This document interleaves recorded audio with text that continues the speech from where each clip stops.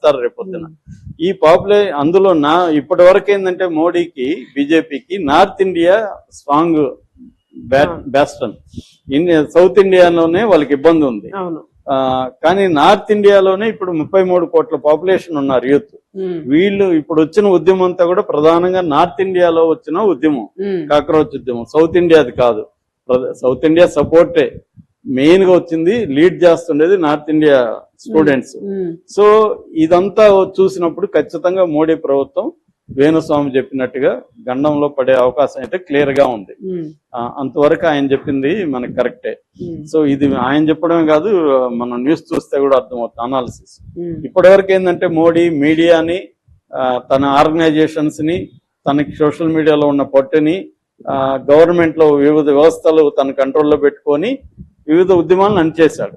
ఇప్పుడు ఈ ఉద్యమాన్ని అంచలేకపోతున్నాడు. ఎందుకంటే వీళ్ళు మెయిన్ స్ట్రీమ్ మీడియా అవసరంలే వీళ్ళకి మొత్తం సోషల్ మీడియా వీళ్ళ కంట్రోల్లోకి వెళ్ళిపోయింది. వీళ్ళు మొత్తం చేయగలుగుతున్నారు. మీమ్స్ కొన్ని లక్షల ఇచ్చేస్తున్నారు.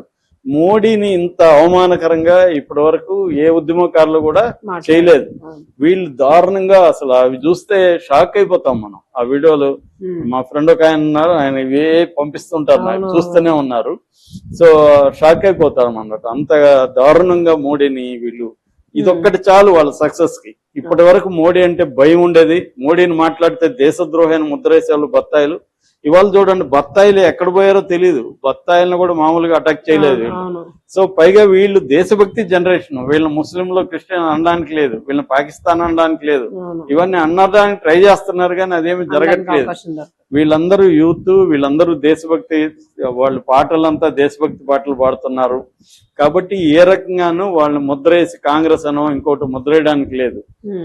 అర్బన్ నక్సలైట్లు అనడానికి లేదు. ఇంతకుముందు ఏ మెథడ్స్ తో ఉద్యమాలను అంచాడో మోడీ, అవన్నీ ఈ జనరేషన్ తో చేయలేకపోతున్నాడు. కాబట్టి ఖచ్చితంగా వేణుస్వామి సోకాల్డ్ జోస్యం లేదా ప్రిడిక్షన్ అనేది ఈ విషయంలో మాత్రం 100% కరెక్ట్. ఈ సిజేపీ అనేది ఇప్పటి వరకు మనం చాలా మంది అనుకున్నట్టుగా ఏదో సోషల్ మీడియాలో ఒక క్రౌడ్ అనుకున్నారు, అల్లరి చేస్తున్నారు అనుకున్నారు. రాంగ్ అది. వాళ్ళు ఆర్గనైజ్ అవుతున్నారు, ఆర్గనైజ్డ్ గా నెక్స్ట్ ఉద్యమాలు కూడా చేయబోతున్నారు. ఒకవేళ వాళ్ళ నాయకత్వాన్ని 5 మందిని 6 మందిని కొనేసిన కొత్త నాయకత్వం ఎవాల్వ్ అవుతుంది ఖచ్చితంగా. ఎందుకంటే మీరు చూడండి, బీహార్ లో చూడండి, లేటెస్ట్ గా నిన్న ఎంత బ్రహ్మాండంగా చేశారంటే బీహార్ లో వాళ్ళు పోలీసులు చేసే ప్రతిదాన్ని వీళ్ళు కౌంటర్ భలే చేశారు. వాళ్ళు వాటర్ ఇది కొడతా ఉంటే వీళ్ళు బట్టలు స్నానాలు చేస్తున్నారు. అక్కడికి వెళ్ళి వాళ్ళు ఇది పెడితే దాన్ని సైకిల్ లాగా తోసుకొని వెళ్ళిపోతున్నారు. వాళ్ళు కొడతా ఉంటే వీళ్ళు కూడా గిరిల్లా పోరాటం రూపంలో సడన్ గా కొట్టేసి పారిపోతున్నారు. సో వీళ్ళని డీల్ చేయడం కష్టం. మనకి చీమలు పాము కథ గుర్తుకొస్తుంది. పాము బలమైందే కావచ్చు కానీ చీమలు ఎక్కువ వచ్చేసాయనుకో. అలాగే వీళ్ళు ఎక్కువ ఉన్నారు పాపులేషన్, ఒకరో ఇద్దరో లేదు. పైగా వీళ్ళని అణచివేయడం ఎలాగో చేత కావట్లేదు మోడీ ప్రభుత్వానికి. కానీ మోడీ ప్రభుత్వం తక్కువ అంచనా కూడదు, అణచివేయడానికి ట్రై చేస్తారు. అది కూడా వేణుస్వామి చెప్పాడు. వీళ్ళు 3 నాయకులు జైలుకి వెళ్ళబోతున్నారని. జైలుకి వెళ్తే ఇంకొక నాయకులు వస్తారండి. ఇక్కడేమో నాయకత్వం కొరత లేదు. నాయకుల మీద డిపెండ్ అయిన ఉద్యమం కాదు ఇది. కాబట్టి అభిజిత్ దిప్కా ఎవడో అతను లేడనుకోండి, రేపు ఇంకొకటి వస్తాడు, ఇంకొక XYZ వస్తాడు. కాబట్టి ఇది అంత ఈజీగా అయితే అణచివేయడం కరెక్ట్ కాదు. వీళ్ళ డిమాండ్లకి ఒప్పుకోవాలి. అప్పటికి కొన్ని మోడీ ప్రభుత్వం ఒప్పుకొని కొన్ని పనులు అయితే చేసింది, కానీ అది సరిపోదు. ఇంకా కూడా చేయాలి. అది చేయకపోతే మాత్రం వీళ్ళ ఉద్యమం ఇంకా పెరుగుతుంది. ఇప్పుడు చూడండి, మొన్నటి వరకు ధర్మేంద్ర ప్రసాద్ రాజీనామా అన్నారు, ఇప్పుడు మోడీ రాజీనామా అంటున్నారు. ఈ స్లోగన్ వచ్చింది. ఇప్పటి వరకు మోడీ రాజీనామా చేయాలని గట్టిగా ఏ ఉద్యమం రాలేదు, ఇది వచ్చింది. సో మొత్తంగా ఓవరాల్ గా ఒక ఫియర్ ఉండేది, ఇప్పటి వరకు భయం ఉండేది మోడీ ప్రభుత్వాన్ని విమర్శించాలంటే. ఆ భయాన్ని వీళ్ళు కొట్టేశారు, బద్దలు కొట్టేశారు. మోడీ అనే వ్యక్తిని లేదా ప్రధానమంత్రిని అతి నీచంగా వీళ్ళు ఒక బఫూన్ స్థాయికి, ఒక కమెడియన్ స్థాయికి తీసుకొచ్చేసారు. ఇది వీళ్ళు ఇప్పటి వరకు సక్సెస్ అయింది ఉద్యమం, నో డౌట్. అదే వేణుస్వామి చెప్తున్నాడు వీళ్ళకి. అదేంటే ఆయన సర్పదోష రహిత విహిత అవన్నీ చెప్పినా కూడా విషయం అయితే వీళ్ళు ఉద్యమం సక్సెస్ అయింది. ఇది త్వరలో అణిగిపోయే ఉద్యమం కూడా కాదు, అంతవరకు చెప్పచ్చు. దేశవ్యాప్తంగా కూడా ఇలాంటి అస్ట్రాలజర్స్ ఈ సిజేపీ గురించి, అంటే కాక్రోచ్ జనతా పార్టీ గురించి, వీళ్ళ భవిష్యత్తు గురించి జోస్యం చెప్తున్నారు. అలాగే మా వేణుస్వామి కూడా ఆయనకి ఎప్పుడు ఇలాగ పాపులర్ ఉంటుంది, దాంట్లో దూరి ఆ పాపులారిటీలో కొంత తను కూడా సంపాదించుకొని తను మరుగున పడిపోకుండా అప్డేట్ లో ఉండాలి అనేది ఉంటది. కాబట్టి ఇది చెప్తున్నాను. నిజానికి ఆయన చెప్పిన జోషం అంతా కూడా నేను కూడా చెప్పగలను, మీరు కూడా చెప్పగలరు, ఎవడైనా చెప్పచ్చు. అదేం పెద్ద జ్యోతిష్యం అవసరం లేదు.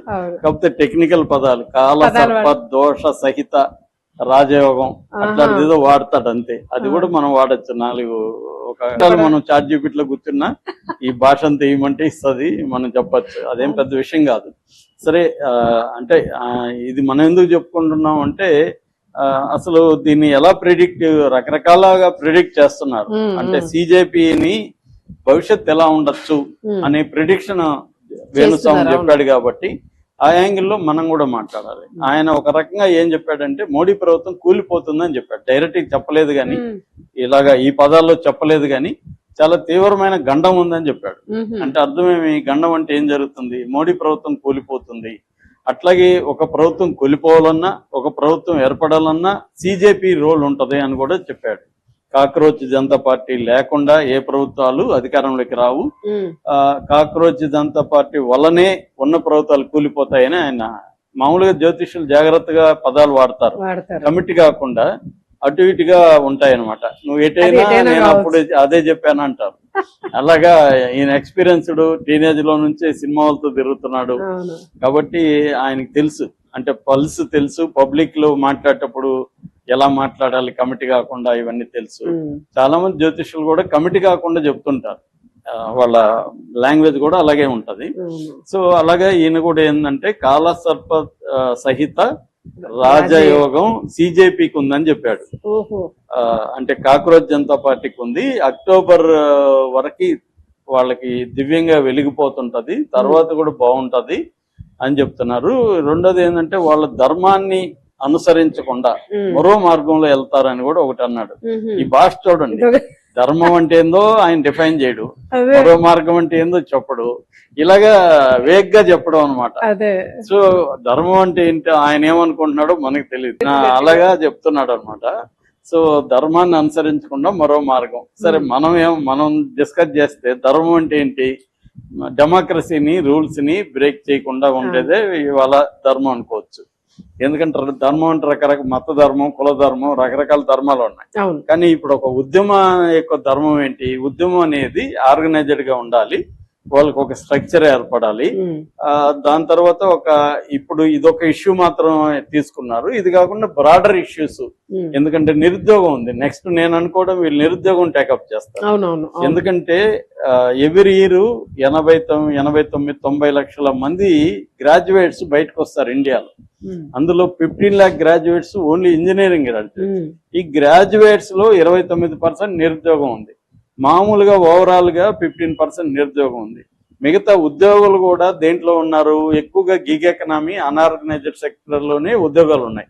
అవి నిజానికి ఉద్యోగాలు కావు, ఏదో బతకడానికి అంతకంటే మార్గం లేదు. ఈ మధ్య కాలంలో మనం చూస్తున్నాం గిగ్ వర్కర్స్ విపరీతంగా సమ్మెలు చేస్తున్నారు. క్విక్ కామర్స్ వాళ్ళు, తర్వాత ట్రావెల్ అంటే ర్యాపిడో ఇలాంటి సర్వీసెస్ ఎక్కువగా సమ్మెలు ఎందుకు చేస్తున్నారంటే వాళ్ళకి ఏమాత్రం సరిపోవట్లేదు. అట్లాగే ఐటీ సెక్టర్ కూడా బాగా దెబ్బతినేసే పరిస్థితి ఏర్పడింది. ఆ ఉద్యోగాలు కూడా లేవు. ఓవరాల్ గానే ఇండియన్ ఎకనామీ రకరకాల కారణాల వల్ల బాగా వెనకబడిపోయే పరిస్థితి. ఒకటి ఇరాన్ యుద్ధము, రెండు మోడీ ప్రభుత్వం అనుసరిస్తున్న పాలసీలు. దీనివల్ల నిరుద్యోగం అనేది విపరీతంగా పెరుగుతుంది. ఉన్న వాళ్ళకి కూడా స్కిల్స్ లేవు. పేరుకి ఇంజనీరింగ్ గానీ, మొన్న ఎవరో చెప్తున్నారు, ఒక ఆయన మీడియా మిత్రుడే, పొలాల్లో పని చేసుకుంటున్న వాళ్ళని నేను అడిగా అంట, ఏం చదువుకున్నారు బాబు అంటే బీటెక్ అన్నారంట. సో అలాంటి పరిస్థితి, కూలి పనులు చేసుకునే పరిస్థితులకి వెళ్ళిపోయారు. ఆ మధ్య కూడా ఒక ఆయన జాబ్ పోయి క్యాబ్ నడుపుకుంటున్నాడు, అది కూడా వైరల్ అయింది వీడియో.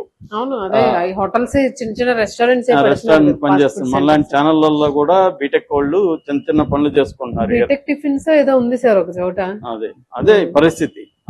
ఇటువంటి ఉన్నప్పుడు ఖచ్చితంగా cockroach Janata party next issue automatic గా విద్యార్థులు, నెక్స్ట్ నిరుద్యోగులు, ఈ రెండు మిక్స్ అయి ఉంటాయి. ఇప్పుడు చాలా మంది నిరుద్యోగులు కూడా పాల్గొన్నారు. ఫర్ ఎగ్జాంపుల్ వీళ్ళకి సప్లై చేసే వీళ్ళు జొమాటో స్విగ్గీ వాళ్ళు వాళ్ళ పర్సులో నుంచి తీసుకోవడం వీళ్ళకి డబ్బులు ఇచ్చారు. వాళ్ళని అడిగారు మీడియా వాళ్ళు, మీరు ఎందుకు ఇస్తున్నారంటే మేము వాళ్ళు ఒకటే కదా సార్, మేము కూడా మాకేమీ ఇది ఉద్యోగం కాదు, ఏదో బతుకు తెరువు చూసుకుంటున్నాం, మా సమస్యల మీద కదా వాళ్ళు పోరాడుతున్నారు అనేది వాళ్ళు షేర్ చేసుకుంటున్నారు. అలాగా నేచురల్ గానే నెక్స్ట్ స్టెప్ వీళ్ళు తీసుకోబోయేది నిరుద్యోగం మీద తీసుకుంటారు. సో ఎందుకంటే మోడీ అనేక హామీలు ఇచ్చారు, కోట్ల జాబులు ఇస్తాం ఇవన్నీ అని.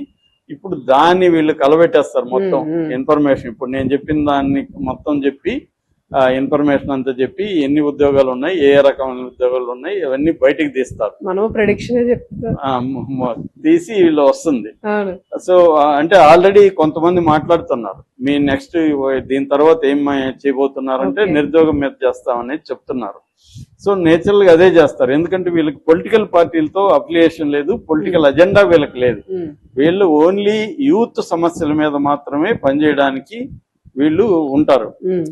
అందుకనే ఆ రకంగా కూడా వేణుస్వామి జోస్యమా చెప్పాడు, ఇంకోటి చెప్పి ఆయన చెప్పింది చాలా వరకు వాస్తవమే. ఆయన ప్రెడిక్ట్ చేశాడు. అంటే జనరల్ గా మనం రెగ్యులర్ గా న్యూస్ పేపర్లు చదువుతూ మీడియాని ఫాలో అయ్యే వాళ్ళు ఎవరైనా కూడా ప్రిడిక్ట్ చేయగలుగుతారు. దానికి జోస్యం అవసరం లేదు, ఆయన జ్యోతిష్యం పేరుతో చెప్తున్నాడే కానీ ఆయనది కూడా ప్రిడిక్షన్ అన్నమాట. ఆ ప్రిడిక్షన్ నాకు తెలిసి వేణుస్వామి చేసిన ప్రిడిక్షన్ ఈ విషయంలో కరెక్ట్ గానే ఉంది. ఖచ్చితంగా మోడీ ప్రభుత్వాన్ని పడిపోకపోవచ్చు కానీ ఖచ్చితంగా దెబ్బ. ఎందుకంటే లాస్ట్ ఎలక్షన్ లోనే అదేదంటారు కదా, కన్ను పోయి ప్రాణం మిగిలినట్టుగా ఏదో మిగిలింది. ఏదో ఇద్దరి దీంతో ఊతకర్రలతో, చంద్రబాబు నితీష్ కుమార్ అని ఇద్దరు ఊతకర్రల మీద